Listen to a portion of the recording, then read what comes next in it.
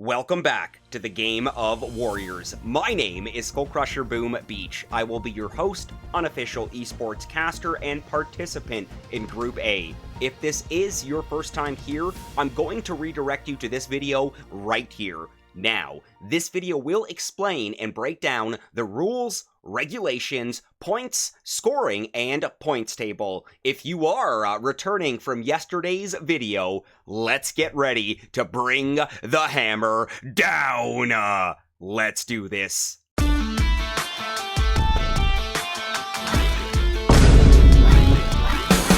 Welcome back again to the final op hits from Group A. As we gathered here yesterday for Op 7 Group A hits, LoneWolf has officially rubber-stamped his way into Division 1, and Skully, me, myself, and I have rubber-stamped myself into Division 2. Now, the real fight is between Bam and Jabs.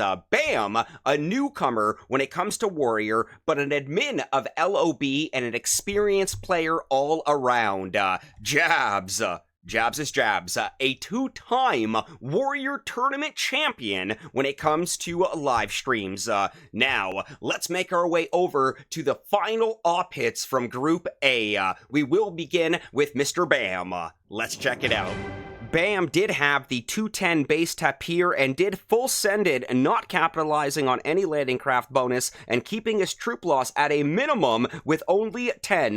Bam is starting to fancy that adrenaline engraving as it is his engraving of choice. Let's check this madness out.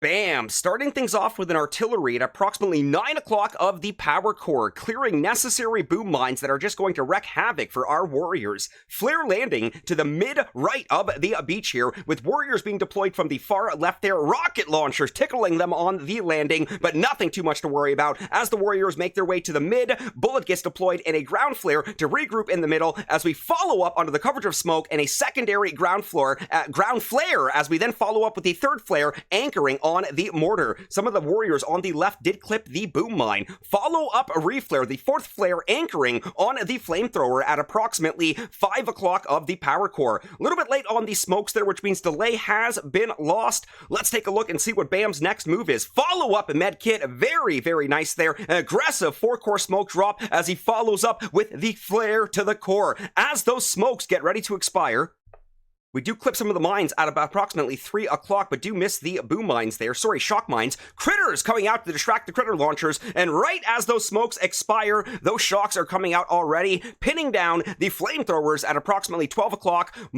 Cannons directly behind the warriors from approximately 9 to 11, and of course, bullet taunting everything directly below him. Beautiful job with those splash damage flamethrowers. Not to mention the follow-up shock on the critter launchers, which I thought we did have the critters there to distract the critter launcher. Let's continue this madness here.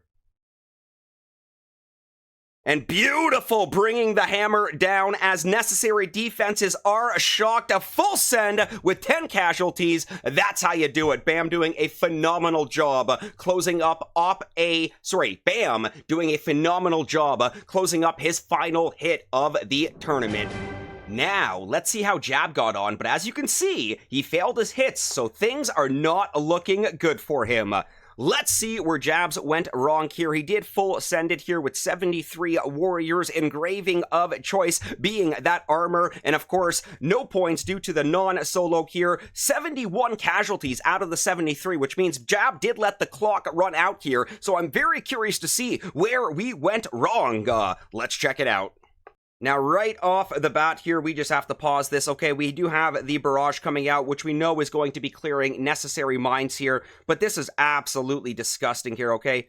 Not only do we have a shield gen base here, but we've got multiple flamethrowers in the back here, 4 to be exact here. We have a sniper where we normally have a shock launcher placement, which is roughly at about 10, 11 o'clock of the core here on TechCrunch here. Not to mention the rocket launchers, which are practically in range of the entirety of the core here. I think it's that furthest rocket launcher. Even the second rocket launcher, which we have highlighted right now, pretty much covers half of that core there. So Jabs is going to have to at least take out one.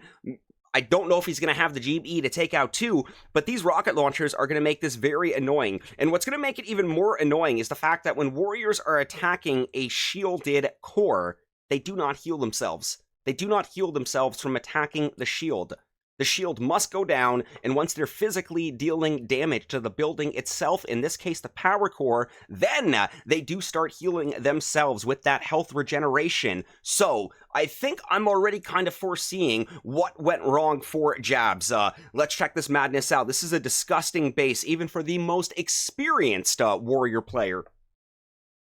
Barrage coming out, clearing necessary mines on the left side there from about 6 to 9. Critters clearing, Critters clearing and opening up the mines on the mid-left there. We do have a flare landing to the mid-left of the beach there with 1, 2, 3, 4, 5 boats of warriors. Oh my Atlanta here, under the coverage of smoke here, so this was not a full ascent here. I'm thinking if Jabs maybe would have sent more warriors, he probably would have been secured the solo here. Beautiful job anchoring on the flamethrower, as we do follow up and retarget to anchor on the sniper under the coverage of smoke here. Warriors do clip the shock mine on the left side as we make our way to the anchored sniper. We do follow up ground flare directly to the top left here, and as the warriors get ready to leave the smoke here, follow up critter, multiple shocks here, actually pinning down the critters that Jab just tossed at about 6, 7 o'clock. We've also shocked the flamethrowers from approximately 9 all the way to about 10, 11 here, so this is good. Bullet is still underneath that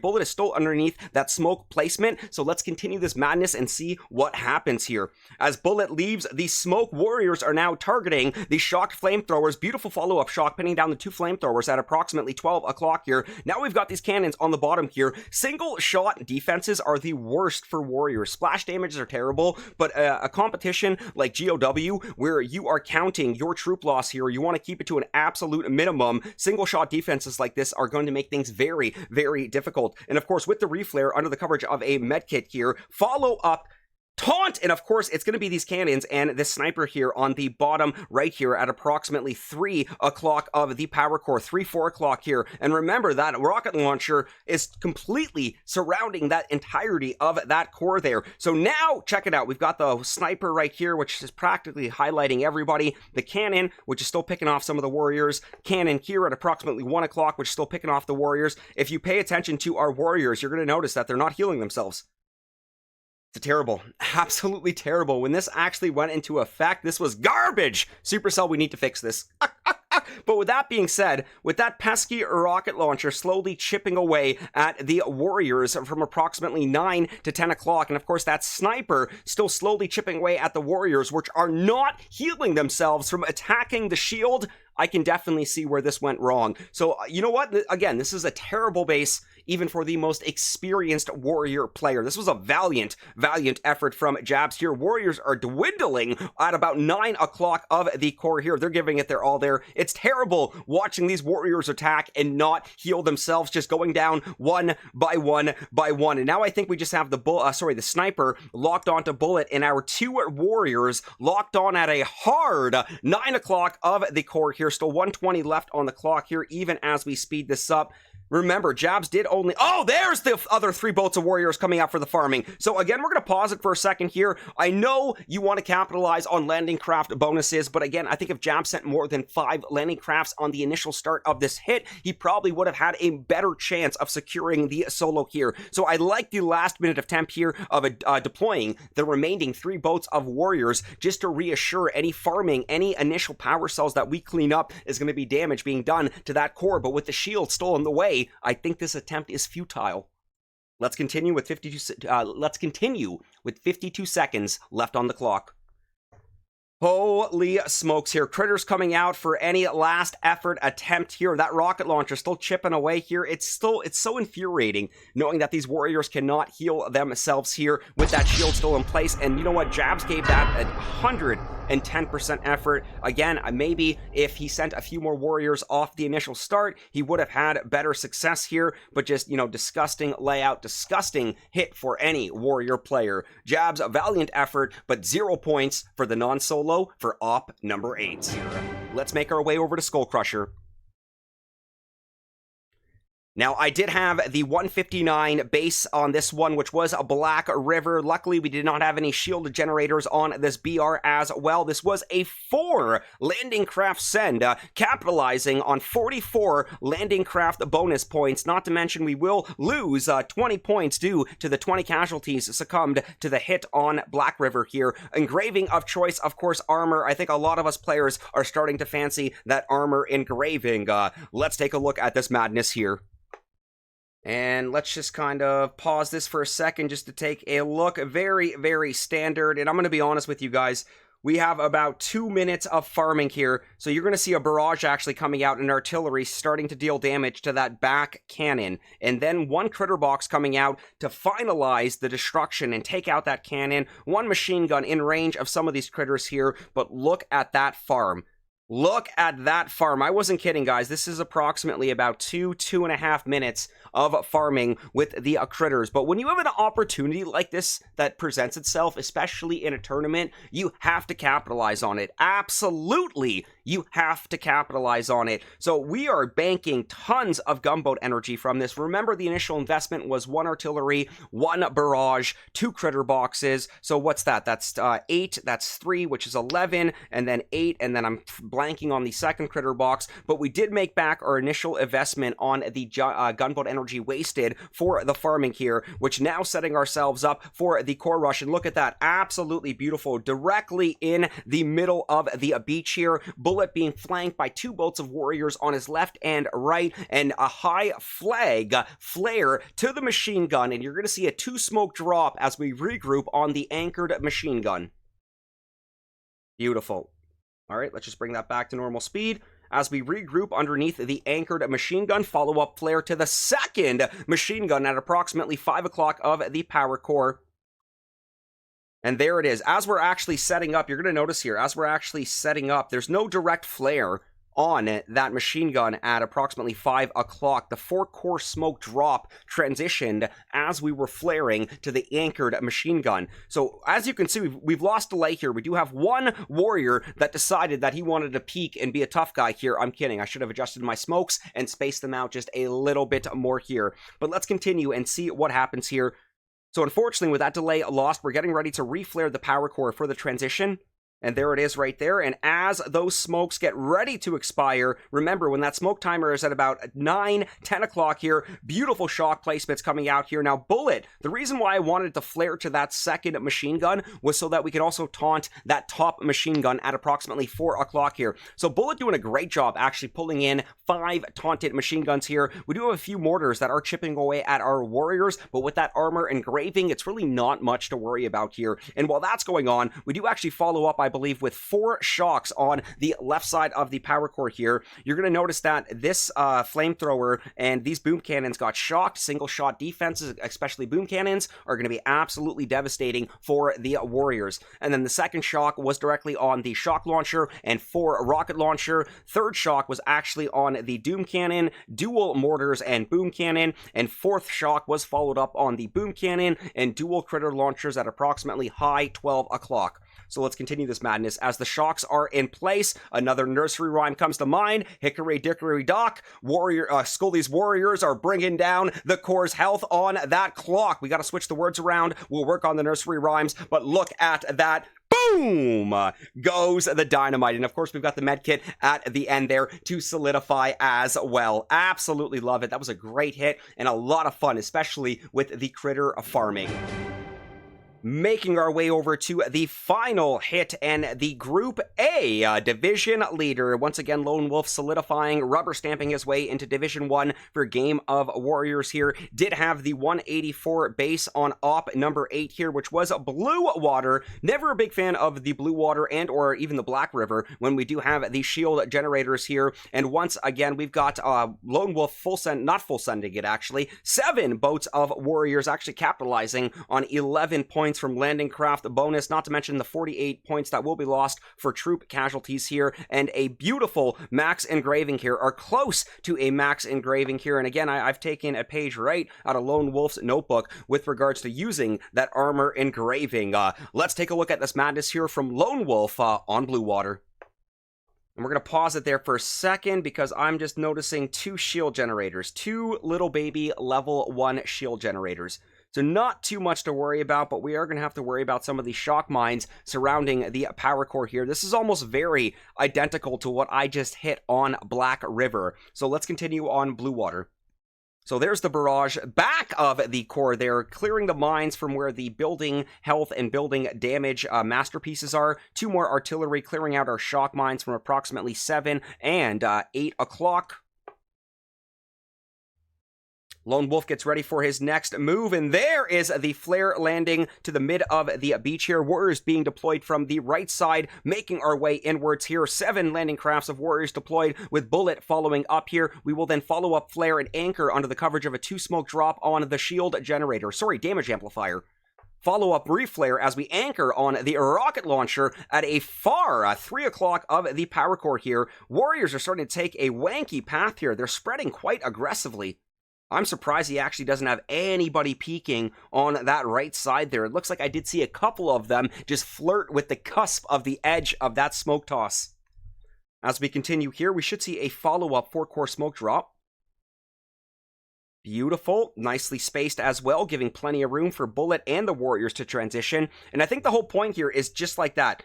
I think Lone Wolf actually planned this to have Bullet on the direct outside of the smoke drop. Look at that smoke timer. We still have at least 4 or 5 seconds on that smoke timer there, possibly even longer. Bullet is already exposed, which means most defenses that are in range will be targeting Bullet. It's only a matter of activating that taunt and cycling the shocks right before those smokes expire, and you are going to see a beautiful takedown of a shielded Blue Water with Warriors. All right, let's unpause this and continue the madness here. So there's the taunt, even the smoke timer still at approximately, we probably had about 6-7 seconds on that smoke timer. That's almost a 2 taunt cycle there. So you know what, maybe that wasn't planned because that was a little bit aggressive there, but great job on cycling the shocks here, pinning down the exact same shock launcher and 4 rocket launchers that I shocked on my Black River hit here. So of course that's 1 shock right there, 2nd shock coming directly behind the core, pinning down multiple single shot defenses such as the snipers and the cannon, and of course we do have our 3rd shock coming out, pinning down the dual rocket launchers at a very, very high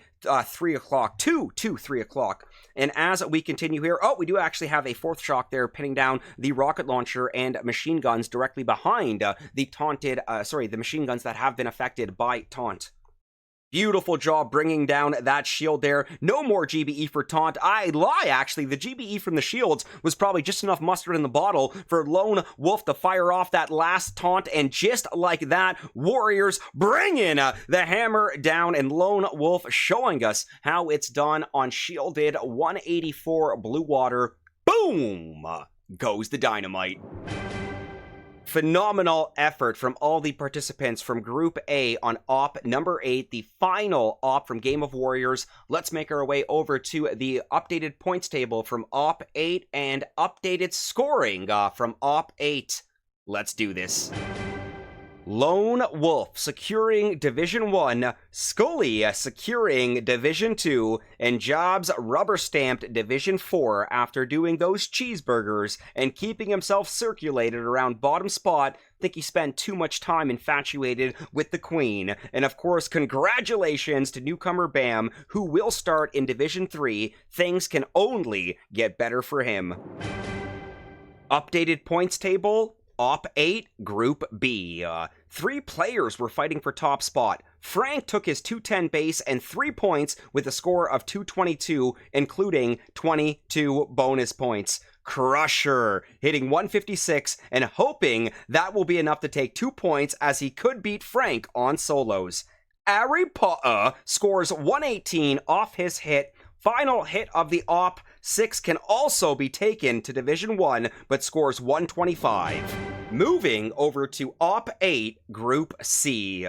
Group C starts off with Duck hitting his 210 dredge base, taking all troops and a loss of 29, taking his score to 181.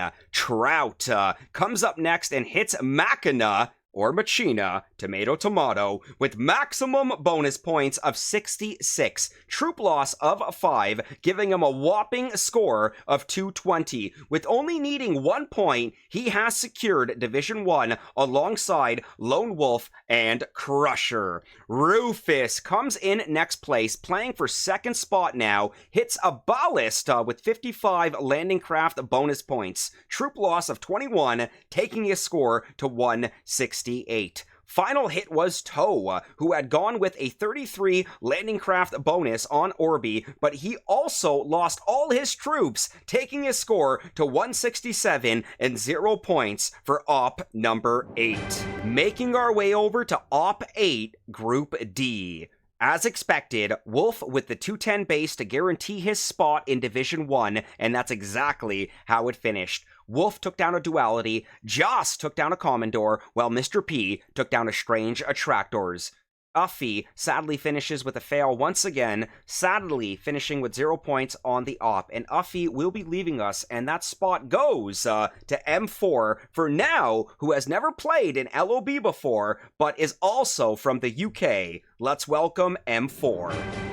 What an exhilarating 2 weeks of Warriors for Game of Warriors and bringing the hammer down. I would like to give a massive thank you and extend my hand to the admins of Game of Warriors, of course, to Abdul Jabbar, aka Jobs. We're talking Lone Wolf, Jas Bandit, and of course, Mr. P. Game of Warriors inspired by LOB. And once again, I would like to thank the viewers as well who gave GoW Game of Warriors a shot here, and I'm very too excited that we will be continuing the next week once all players are finally secured in their official divisions.